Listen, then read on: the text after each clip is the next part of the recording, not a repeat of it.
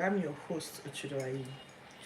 I decided to read the Bible through in 1 year because I wanted to know God for myself. I think I've said this in every episode. So for the next 365 days, I'm going to be reading the Bible, following the Bible daily, a daily Bible guide, and I will be sharing my thoughts and experiences. In the course, today is day 58. So in the course of the entire Bible reading, I have I found some stories surprising. I found some stories not too pleasant to read. I found some stories funny, and of course, I found some enlightening, like some aha moments so far. Because I'll be doing this every day, I probably need the time to just share some of the things. Like I'm sure that everything will resonate with me, but some of the things that resonated with me, I'll be able to put them together and share. I don't know. I hope I can. Anyway, today you're welcome. Today is day 58. Did you catch yesterday's episode? The disciples are funny, sha, because they had no bread. So I'm in my kitchen getting ready for the day. I I just recently decided to increase my protein intake, and so I'm trying to develop a habit of taking more. The more you read the Bible, one of the things I've understood is the more you read the Bible, the more, and you start doing anything at all in it, the more you want to align other parts of your life. In NLP, I'm an NLP practitioner. I'm one of my how you do one thing is how you do everything. That's what is one of the things that we learn. How you do one thing is how you do everything. So as you are learning to be this is already discipline. Just taking time. It takes me about an hour to go through the Old Testament, the daily readings, which is the Old Testament, the New Testament, a Psalm and a proverb. So it just the discipline of doing it is forcing me to become disciplined in other areas of my life. So that's one benefit already, one key benefit that I'm getting. And if you do something consistently, after a while it becomes second nature. The discipline applies to other areas of life. But let me not over. All right, so today is day 58, and we'll be reading Leviticus chapters 20, starting from 22 to Leviticus chapters 22, ending at 20. So it's 2022 to 22:20. That's cool. New Testament reading will be Mark 9, 1 to 29. Psalm will just be 5 verses, Psalm 43. And our Proverbs, we're still lingering on Proverbs chapter 10. And today we're looking at only verse 18. So just to do something in reverse today, I'm just going to start with Proverbs today. Proverbs says, this is my summary now. Normally I would, in fact, let me just go ahead and open it. I'm using my New King James Version, the red print Bible. Proverbs, Proverbs. I should actually have opened this before I came live. I hate the delays. Proverbs chapters 10, verse 18 says, "Whoever hides hatred has lying lips, and whoever spreads slander is a fool." So I wrote here that if you hide hatred, you have lying lips. If you spread slander, you are a fool. So Psalm 43, just 5 scriptures, easy to read. David is still in a troubled state. It seems like he's been in a troubled state lately. I wonder what was going on with him in this period of his life. All right, so Psalm 43. Here he is again. "Vindicate me, O God, and plead my cause against an ungodly nation. Oh, deliver me from the deceitful and unjust man." A lot must have been going on, maybe in his cabinet. Maybe, he was king, so maybe in his government. "For you are the God of my strength. Why do you cast me off? Why do I go mourning because of the oppression of the enemy?" Verse 3. "Oh, send out your light and your truth. Let them lead me. Let them bring me to your holy hill and to your tabernacle." No, verse 4. "Then I will go to the altar of God, to God my exceeding joy, and on the harp I will praise you, O God my God. Why are you cast, O my soul? Why are you disquieting within me? Hope in God, for I shall yet praise him, the help of my countenance, my God." This is very similar to yesterday's scripture. It's just that it's shorter. Please, I hope that David finds some sort of help. Maybe he should go to a therapist and go and speak to a therapist and get some comfort for his spirit, in line with our modern day modern day living. Okay. So, like I said, I'm taking it backwards, right? So, I'm going to read the book of Mark now, 9 1 to 29. Just two main things stand out in the book of Mark: the transfiguration of Jesus. Jesus was not, we are not seeing him sparting today, thank God. He's not fighting with, well, that's not entirely true. The second story, he fought. So, in the book of Mark, we have two main stories, the chapters that we're reading, the verses that we're reading. Jesus goes up to the mountain to pray with his closest inner circle friends, Peter, James, and John. And then while he's there, suddenly his clothes change. They begin to glow, they begin to shine, they begin to glitter. And all of a sudden, Peter, James, and John just saw him talking to some people. Well, the Bible tells us there were Elijah and Moses. And he was talking to them. And the disciples were like, oh, what's going on here? So, Peter, Peter, one of the things you would we have observed so far is that Peter is quick. He's quick to talk. If you remember in the book of Matthew, I will never leave that. If you remember yesterday, he called Jesus aside and was scolding him. Today again, it's Peter. Peter is always gra gra, gra gra. So Peter starts to say, let us build three tabernacles for you, so that we can remain here on the mountain. So I wrote here, what is it? Because I was like, what's even this tabernacle? We say it all the time, but I'm not even sure. I thought effort was like a metal thing. It's in the course of reading this Bible that I found that effort was an outfit. All right, so then the cloud surrounds them after Peter offers that they should build a tent for each of them. And a voice picks up from the cloud, "This is my beloved son, hear him." And then after that, they began to talk. Then, of course, they spoke for a while, and then suddenly the vision or the apparition or the whatever they saw just disappeared, and Jesus was alone. And then they began to ask him, why must Elijah come first? Why, and stuff. They're just basically questioning him. They were saying Elijah has to come first before the Messiah can come and all of that stuff. What does that really mean?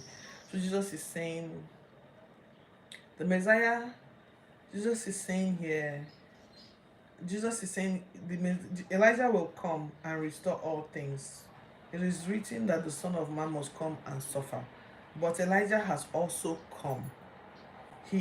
Elijah has also come. So that's why many people believe that the spirit that was in Elijah is the same type of spirit that was in John the Baptist. John the Baptist's countenance was pretty much like Elijah, very fiery, very difficult to get along with, and just generally, that uncouth, rough around the edges type of person. That was who John the Baptist was. That's who Elijah also was. So they said someone rough would come before and clear the way, like a buffer, clear the way for Jesus to come. And Jesus has come in now. Then as they were going along the way, he saw a commotion with some scribes, and he asked. Everybody was like, "Oh, see Jesus! Jesus is coming!" And everybody runs to Jesus, and Jesus is like, ask the scribes. Thank God that he's just speaking normally with them, no fighting. He's like, what's going on? What are they asking you? So they were like, oh, look at this guy. His son has been dumb since he was born, and he sometimes he throws himself into the fire. Let me see, the mute boy who appeared. So in the description of the guy's illness, that's the book of Mark. In the description of his illness, I think he had epilepsy, because they said here, let me look for it and read. So they say here that, teacher, I brought you my son. He has a mute spirit, and whenever it seizes him, it throws him down. He foams at the mouth, gnashes his teeth, and becomes rigid. That sounds like epilepsy to us today. So I spoke with your disciples that they should try and cast it out, but they could not cast it out. So Jesus said, "O faithless generation, how long shall I be with you? How long shall I bear with you? Bring him to me." And then they brought him to Jesus. And when he saw him, immediately the spirit started convulsing, and the guy fell to the ground and started foaming. That means at that time he didn't have it, but the moment he saw Jesus, he started convulsing. So Jesus was like, oh gosh, how long has this been going on? And then they said, from when he was a child, he has often thrown him into the fire and into water just to kill him. But if you can do anything to have compassion on us, please help us. And then Jesus said to him, if you believe, all things are possible. That famous scripture in Matthew 9:23. I have it on a picture frame in my house. all things are possible. If you can believe, all things are possible to him who believes. You know, one of the key things that stood out to me, none of these people were Christians. They just need to believe in God. And so there's something about belief that triggers the arm of God. Hopefully, as you get to read the Bible, you make up your mind that you want to become a Christian, but the first thing to start is by even believing that God can help you. And immediately, verse 20, the father of the child cried out with tears and said, Lord, I believe, help my unbelief. Unbelief is a really major issue with majority of people today who want to believe in God but cannot. They struggle with the idea of unbelief. It seems so difficult to believe because it's ridiculous to them. Their minds, they just feel the stories. Some people will read through the Bible and they'll say, I can't even finish this because I'm so offended. Today we are offended all the time. Offended all the time. So that ability to believe is a very powerful thing. And one of the things that I wrote here in my notes is, God, please help my unbelief. Because any time, you might believe in Jesus, but you might lack belief for something great. You might want to do something awesome, something great in the world, but you struggle with the belief. So I have said, Lord, help my unbelief every single time. So you can believe all things are possible to him. Help my unbelief. And Jesus commanded the spirit to come out and told the disciples when they asked afterwards, why weren't we able to remove that thing from that guy? And Jesus said to them, this kind does not go except by prayer and fasting. That means there are some kinds of issues that are bigger than just speaking. Oh, I'm just coming around and just like come out. When we watch the movies, it sounds like Jesus wasn't doing anything, he was just being himself and having all that power. But for Jesus to have been able to remove that demon from him, that meant he had been praying and fasting. So the moment he came in contact with a difficult situation, he called out the spirit. A lot of people argue that in the Old Testament, every sickness is attributed to illness, to a spirit, a demonic spirit. And many times in the modern times we already see this is the reason why this person is sick. He was living in a dirty place, so the bacteria got onto his body and attacked him, or microorganisms attacked his gut, and that is why he has this cancer or whatever it is that causes all these ailments. But the argument still goes on that every single thing that happens in the physical has a spiritual counterpart, and everything that appears like it's a physical counterpart, like if it's just an ordinary headache for which we can see, maybe you haven't been sleeping, you have been overworking yourself, so now you've developed a headache. The argument is we know why he has a headache, so we can't attribute it to spiritual things. But the what I'm seeing here from Jesus is that, like epilepsy now, for instance, very scary condition. There's a spiritual component. There's a demonic influence that affects that physical condition. So that physical condition is a manifestation of a demonic influence. So I beg to say that I believe it. I believe that every single condition has a spiritual backing. And many times we have to address both the spiritual and the physical. So I go to the hospital, I do this surgery. There's something behind the spirit that brings that illness. I believe it. I really do. So I believe that you first pray for God to remove the spirit behind it, and you go ahead and receive treatment. I don't have that mindset that the things that, in fact, sometimes the treatment, the driving away of the spirit is that getting up in obedience and going to the hospital. I don't share the belief that you shouldn't seek medical care because medical care is relying on men. The spirit that, have you met a doctor who can kill you because they made a mistake or misdiagnose someone? That ability to even diagnose correctly needs the help of God, whether or not they believe. It needs the help of God. God is working. God is working for you. And God loves everyone regardless of whether they're believers or not. These are my thoughts. So every time there's a physical ailment, there's a spiritual condition behind that ailment as well. We can cure any sickness using medical. We can track, we can trace, and we can say this is the cure for this thing, this is the treatment for this thing, and this is what has to go. And then there's a spiritual component that you need to pray against too and drive it. That's just what I believe. So Jesus cast out the demon and the demon left. I believe that this man, they should now go to the medical in their time and look for any medical conditions because he has injured himself a lot in the course of the sickness. and seek medical nurturing. Okay, that's what I believe. So that ends our New Testament reading today. It stops at Mark 29. I didn't plan to say all those things, so I didn't plan to say all those things. Now, Leviticus 2022 to 22:20. All right, so I did a summary here. So I titled it The Land Vomit. So the land vomit. So God was saying, so keep my commandments and don't follow the things that, don't follow the behaviors and actions of the people in whose land I am taking you to. I'm going to drive them out because of you. But when you get there, don't start doing what they're doing. Don't copy them. Don't be like them. For I am holy and I want you guys to be holy. God is casting them out. And therefore, you should also get rid of the things that they're doing. So when you go into the land, first things first, don't eat any unclean. And you know, he knew that when they get there, they will try to eat anything they see. So don't eat any unclean thing. Don't eat any unclean bird. You know, we've talked about clean and unclean foods yesterday and the day before. So you can go back and look at yesterday's episode. Unclean bird, be holy, for I am holy. Every time he speaks, he will now reiterate that, look, there's a reason why I don't want you to do these things. I am holy, so therefore I want you to be holy. So he says, be holy, for I am holy. Kill those with familiar spirits. So anyone who appears to be a familiar, who is doing sorceries and seeing mediums, they're referred to as familiar spirits. Kill them, stone them. No, don't accommodate people like that. I think God is really trying very hard to stamp on them the fact that I will not play with these things that I'm saying.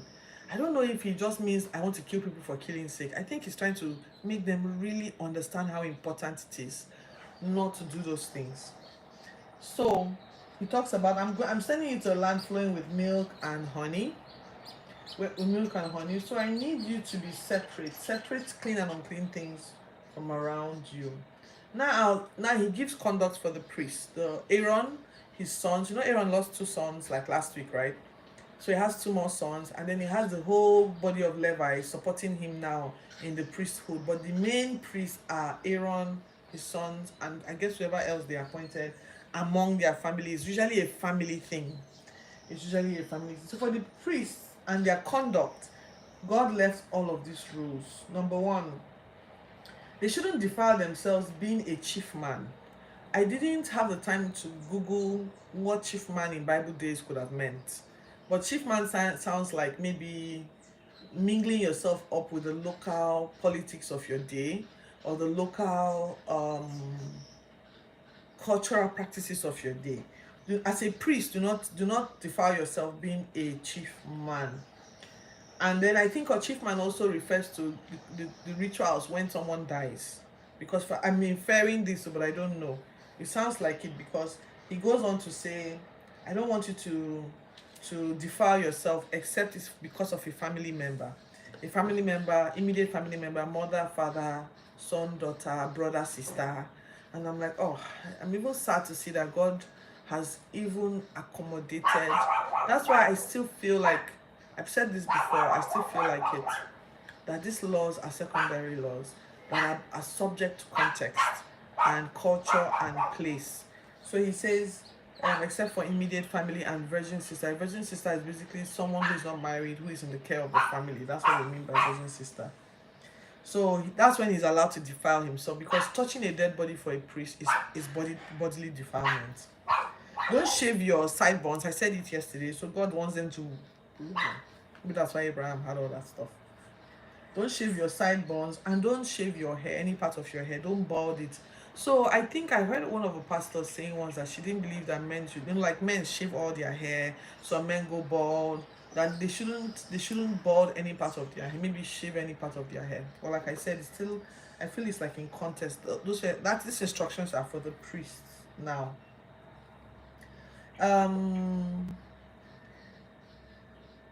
Don't remain holy. Don't shave your beard. Don't shave your sideburns. Remain holy. Don't marry a defiled woman. And by defiled woman, they mean like a bad girl, a woman known to be like promiscuous, or a divorced woman. The Bible said it's not me. I'm just looking at it. I have some questions about it really, because circumstances can lead a woman to be divorced. The priest must be consecrated to God. It's written here again. A bad daughter, if you have a promiscuous daughter, she should be she should be burnt. I feel like, what are the rules for promiscuous sons? I feel like, what are the rules for promiscuous sons? The promiscuous daughter should be burnt. This is my paraphrasing it now. The high priest is an anointed one. He's anointed, so he must not uncover his hair or tear his clothes when he's mourning. So he shouldn't touch a dead body except those of his family, and he shouldn't go out of the sanctuary. Maybe if someone dies, he should remain in the sanctuary. The only time he's allowed to do all of those things is when, like I said, it's an immediate family member. He can only marry a virgin wife. He should not marry a widowed or a divorced woman. The wife that the priest should marry must be a clean, good girl. I guess that's why they made the women marry so young, because they believe that a woman would be preyed on by men if she's remained, if she got older. I don't know, but when Jesus came around, Jesus taught us so many different things that made us decide to stay um, decent, even as older women. Okay, so from among, and the woman must be from among his people. um no descendant of Aaron. That's the, so something weird that I saw here that I'm going to question. No descendant of Aaron, the priest, the high priest, who is blind, who is deaf, who is deformed, who is a dwarf, who has a hunchback, who has been castrated, who has eye problems, who has skin disease, and a lot more other basic things that suggest that the person is not complete or whole, should serve as a priest. He should not go near the temple or offer any offering. He should not eat the bread of offering to his God. He should not come near any offering. He should not do any of such things. He, because he's a descendant, he's in the family, he can eat of the holy things. But if he's a leper, and if he currently has like discharges, maybe pus in his body or semen, so something tells me that, I think that's where the idea that some people believe that if you need to do anything, you don't have sex because you'll be defiled for that period that you had sex. That's why people, there's a lot of, I hope that we can, there's a lot more time to talk about our views about sex and why people associate sex as an ungodly thing. And there's a shame around sex, even among people that are believers. Okay, I wish we could talk about it today, but not today. Time has gone. So even semen, he should not what did I stop now? Such a man cannot come near the offering. He should not go near the veil, lest he will profane the veil. Don't allow any unclean, I wrote in bracket, priest, like descendants of the priest, to go near the holy things. Like I said, leper discharge and people who are discharging and touching of dead bodies, all of that defiles you. So don't do it. Don't allow such people eat the holy offering. However, if they are descendants of Aaron and they have all of that stuff, by evening they will have to be able to eat it, because the sun will go down and they can shower and then they will be clean. So there must be a way that God is handling the people with discharge. Okay, he already given rules for people with discharge, where they should go and where they should be when they are discharging. Okay, so go back and read that. In the evening, after washing up, they can eat. They can eat the holy things, because that is their source of food. They are not, because I don't know if we've gotten to that point yet. Okay, let me not jump ahead. It's good to stick to what we are reading. Don't eat dead animals. Don't eat dead animals. No outsider, nobody who is not part of that family, the priesthood family, is allowed to eat the holy food. So when people come and bring meat and bread and grains and all those things to the altar for sacrifice, that is God feeding his priests. That is God feeding his priest, because a portion of all the things that are brought to sacrifice are given to the priests. So if you say they should not eat, where will they eat from, right? Where will they eat from? So